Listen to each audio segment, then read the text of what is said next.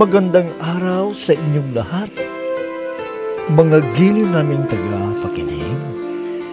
Muli po mga kaibigan, darito na po ang pagpapatuloy at ikatlong yugto ng liham kasaysayan na ipinadala ni Shara dito sa ating dulang Love and Memories.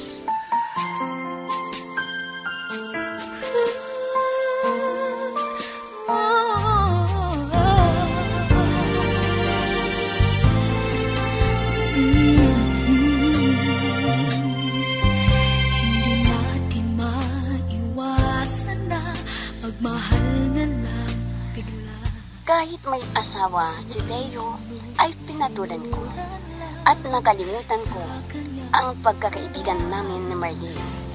Kaya nang ipinahatid ako ni Marlene sa asawa niya, nang minsan kinabi kami ng uwi. At sa gabi yun, ay sinamantala ko ang pagkakataon. At dahil sa tinawag ni Reggie na uminom ng alak, ay hindi nakatanggi si Teo. At nalasing siya, at doon ko pinatulog sa bahay namin, at nagtalik kami.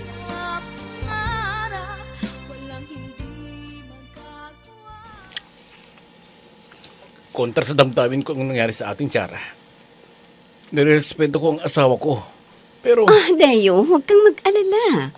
Mananatiling dihim ang nangyari sa atin, at hiling ko sa'yo na hindi itong huli nating pagsasama. Ha?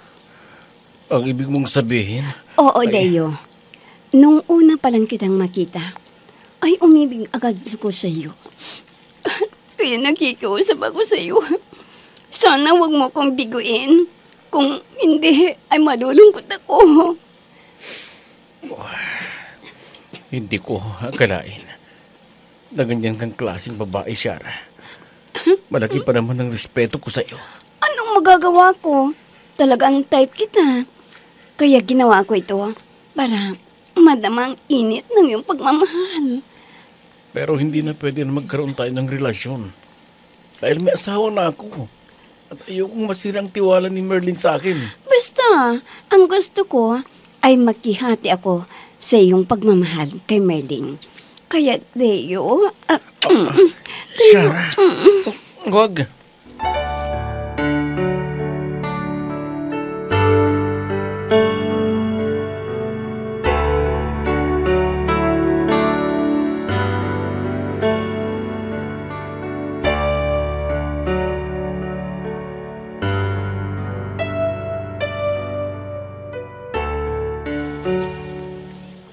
Merlin, hindi na ako nakauwi kagabi dahil naubusan ng gasolina yung motor ko at wala akong mabilhan doon. Kaya pasensya na kung nag-alala ka. Ang akala ko, may masamang nangyari na sa'yo. Yun pala, naubusan ng gasolina na yung motor. Pasensya ka na ha, dahil naawa ako dun sa kaibigan ko na wag maglakad. Kaya ipinahatid ko sa'yo. Salamat at naniwala siya sa sinabi ko. Hindi pwede na malaman niya ang nangyari sa amin ni Shara kagabi. May kalokohan din ang Shara na yun. Hindi na ako nakatanggi sa gusto niya na magtalik kami. Hoy, bakit mo ako tinitignan ng ganyan? Masakit ba ang kalooban mo dahil inutusan kita na ihatid yung kaibigan ko? Ha? Hindi naman. Mabuti pa. Ihatid na kita. Baka maatrasado ka pa sa trabaho mo. Teka, maririnig ko lang muna ako sandali. Akala ko, masakit ang loob niya sa akin. Pero hindi bali. Makakalimutan din niya. Mamayang gabi, lalambingin ko siya.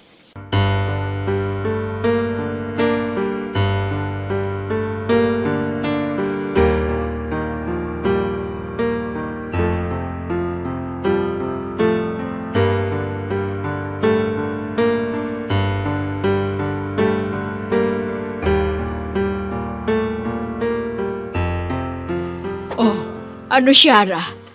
Papasok ka na ba sa trabaho mo ngayon? Opo, Inay. Sayang naman. Bago pa naman ako eh. Kaya dapat na ipakita ko na interesado ako sa aking trabaho. Ang itay pala, hindi mo ba siya gising? Ay, maaga siyang umalis. Dahil may gagawin silang bahay ng kumpare niya. Sana naman anak, iwasan mo na ang lalaking yon. Hayaan na ninyo muna ako, inay. Magsasawa rin ako sa kanya. At sa susunod, yung lalaki na tutuhanin niya ako at pakakasalan. Yun ang hanapin ko. Yun ang gusto ko, anak. Yung may matatawag kang legal na asawa at magkakaroon ka ng anak na magiging kasama mo sa iyong pagtanda. Opo, inay. Naisip ko na rin yan. Kaya wag po kayong mag-alala sa akin.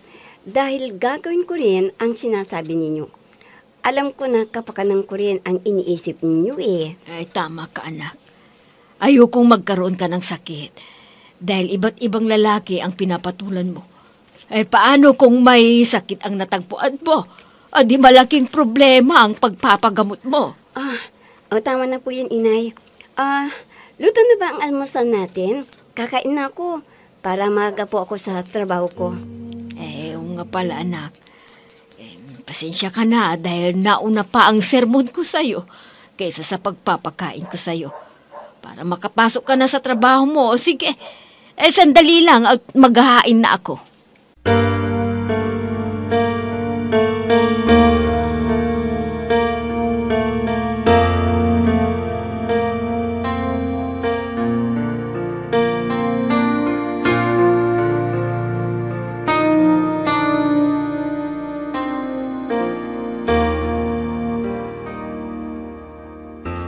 Ang aga ko yata ngayon. Hindi pa bukas yung lugar ng trabaho ko. Hindi bali.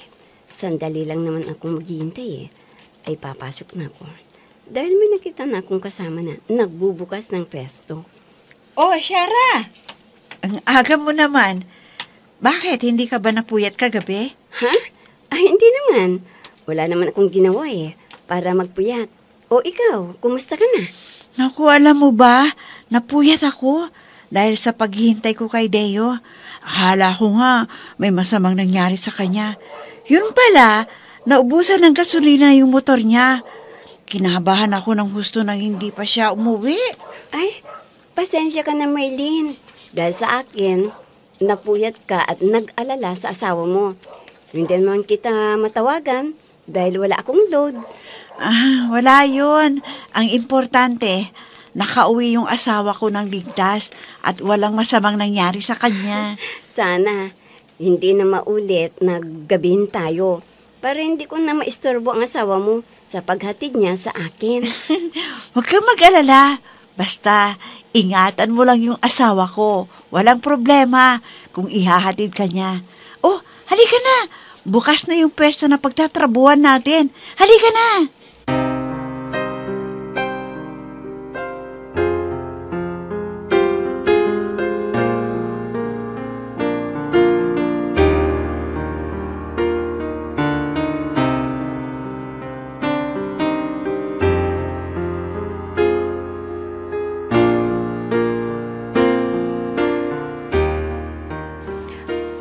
Aling Pasing, pabili po ng shampoo, yung dati na binibili ko. Sandali siya. Ito ang shampoo. Ay, Sarah. Buti lang nakita kita dito. Asan na yung pakinabang ko na pinagawa mo sa akin? Bigyan mo na. Talaga, inabangan mo yata ako dito sa tindahan. Pero, okay. Bukas na kita bibigyan dahil magsasahod pa kami mamaya. Ayo, Sarah. Basta tupalin mo yung usapan natin. Walang problema. Hindi pala sanay na uminom yung nobyo mo eh. Kaya, madaling nahilo. O lang, Sarah. May nangyari ba sa inyo?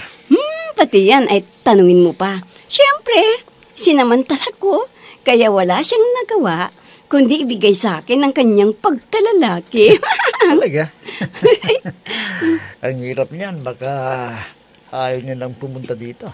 Ay, naku hindi mangyayari yan. Sigurado na hahanap-hanapin niya ako. Kung gusto mo, di pustahan tayo. Ano? Ikaw talaga, hindi na maalis sa'yo yung pagsusugal, ano? O ano, Payag ka ba na magpustahan tayo? Piso, mananalo ng bahay. Huwag na. Alam ko naman na matatalo ko eh.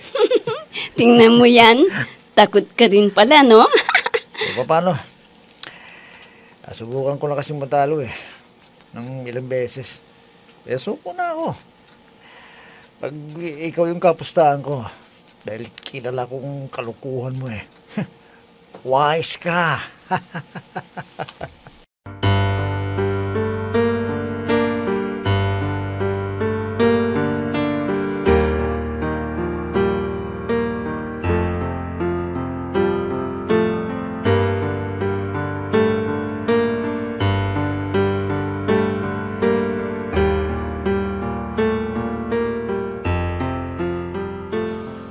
Deo, may itatanong sana ako sa'yo. Ano yun, Merlin? Tungkol saan ba yan?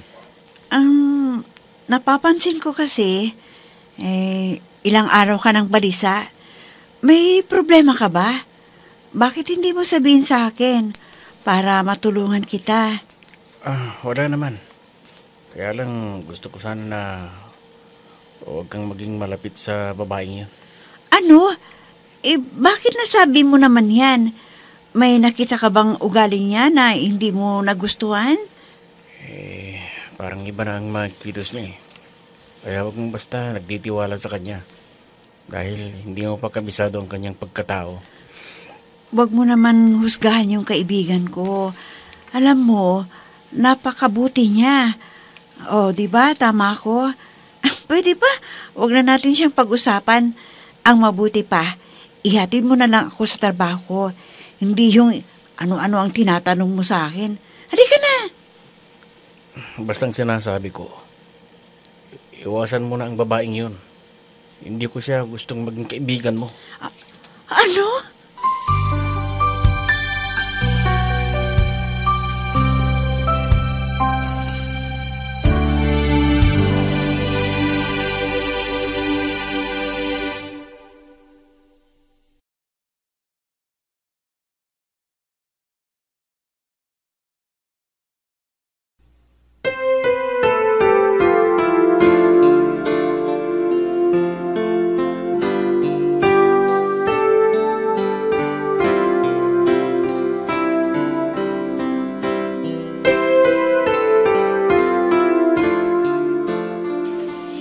Ano kaya, Osang?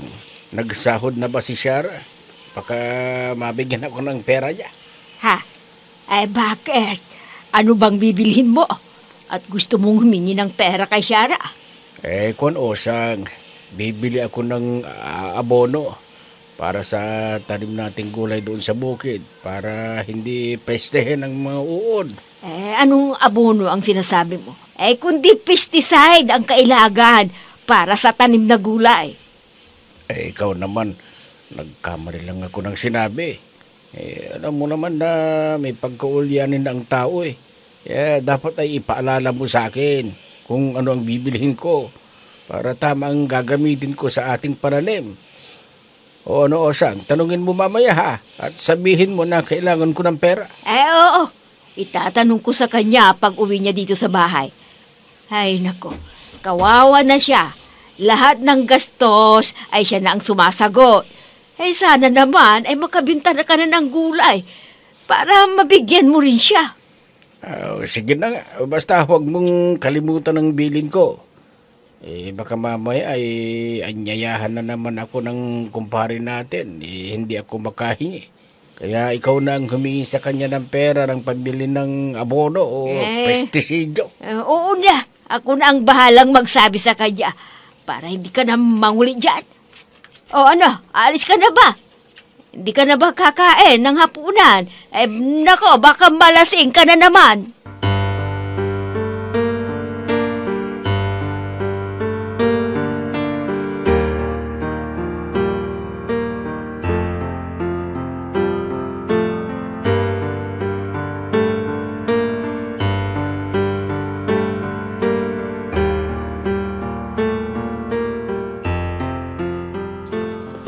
Ano ba ito?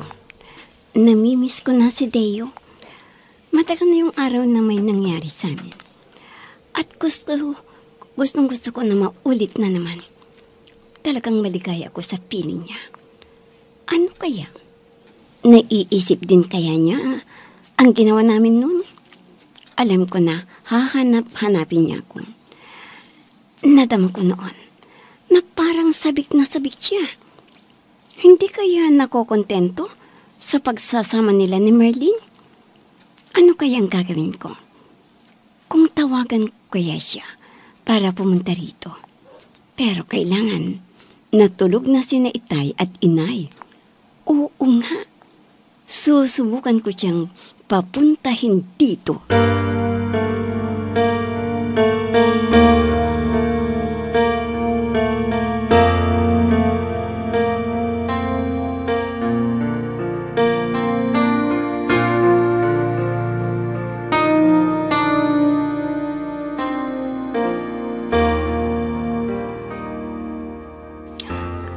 Aling Pasing, pabili po ng alak sa kapulutan kung anong meron dyan sa inyo. Oo, sige, Sarah. Sandali at ikukuha kita. Ilang buti ba ang kukunin mo? Dalawa na lang, Aling Pasing, para makontento yung paiinumin ko at hindi siya magreklamo. Pagpihira na ba siya? Ikaw na yata ang kaya sa alak at pulutan. Magre-reklamo pa. Sino ba ang taong tinutukoy mo? Yung nobyo ko po, Aling Pasing, dadalaw daw siya sa amin. At alam ko na hilig niya ang uminom ng alak. Kaya ibibili ko na lang para maging masaya ang pagdalaw niya sa akin mamaya. Teka, saan ba yung nobyo mo, Sarah?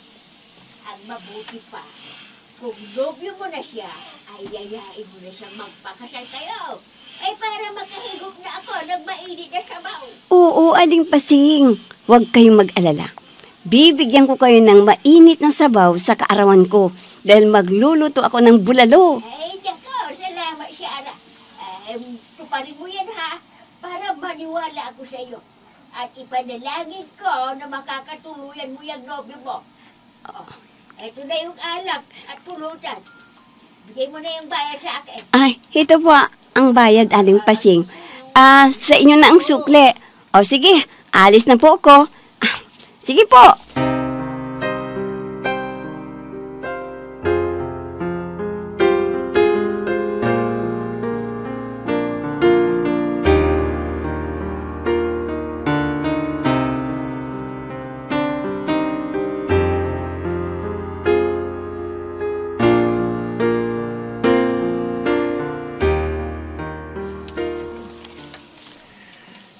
Si Shara yung nasa harapan ng bahay nila. Tamang-tamang pagpunta ko pala rito. Siguradong makukuha ko na yung upa ko sa kanya doon sa usapan namin. May hinihintay yata eh. Malapitan niya. Parang may malalim na isip ah. Hindi niya ako napansin. Ay, Shara. Ano? Kamusta na yung usapan nating dalawa? Ha? Ikaw pala, Reggie. Siyempre, nandito na. Mabuti at pumunta ka rito para hindi ko na magastos ang perang ibibigay ko sa'yo. Eto, oh. Salamat ha. Talagang ang bait mo. Kaya mo, hindi ko sasabihin na may nobyo ka na. Para hindi kasi tayo nangitay mo. Oo nga eh. Kaya inililihim namin ng nobyo ko ang aming relasyon. Baka tumutol ang Itay. Dahil hindi niya kabisado ang pagkatao ng aking nobyo. Baka gusto mong makipag-inuman sa amin mamayang gabi, ha? Doon sa bahay ko mismo. Andun yung mga barkada. Nako, hindi ako pwede eh. Dahil dadalaw mamayang gabi yung nobyo ko. Kaya sa ibang araw na lang. Ha? Huwag kang magtampo sa akin. Sa ibang araw, pwede ako. Minsan ng isang simpleng ngiti ay mayroong dala. Isang tapat na hangarin at pangakong dakila. Hindi man ito pinapansin, minsa'y babalik. Okay. Asahan mo. Pupunta ako agad. Sino Bye. kaya ang kausap ni Dale sa cellphone? Merlin, pinapupunta ko ni Mr. Reyes sa bahay niya. May bago siyang kontrata. Ha? Pero gabing-gabi na. Bukas ka na lang pumunta. Nagmamadali nga dahil may lakad siya bukas. O sige, maliligo muna ako. Huwag ka na maligo! Gabi na! Magkakasakit ka niyan! Hindi na ako pinansin. Dito pala niya nilapag ang cellphone niya. Ang mabuti pa, magbabasa ako ng mga text niya. Teka, ito yung number na tumawag kanina. Ha? Parang kilala ko ang cellphone number na ito Ha? Number ni Shara?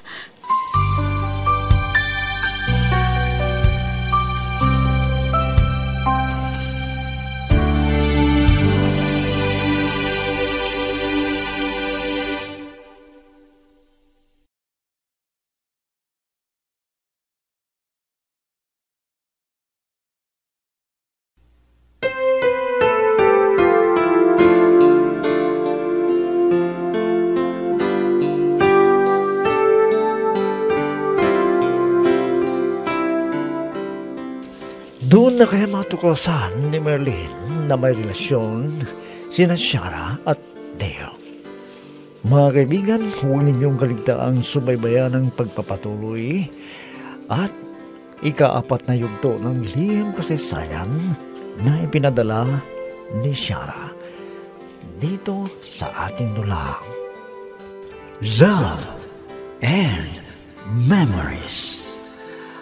Mga nagbibigay buhay sa ating dula ay sina Mayra Abrihal Narnola, Susan Malikdem, Robert de Guzman, Yehuda Ismael, Eva Alcoriza, Jun Cabato, Ami Diaz, at si Oscar Ora. Technical supervision at musika ni Oscar Ora. Nilapatan ng tunog ni Robert de Guzman. Mula sa panulat at direksyon ni Ami Diaz. Love and Memories. Inihahandog sa inyo ng F3 Recording Studio para sa Pambansang Radyo ng Pilipinas, Bombo Radio, Philippines.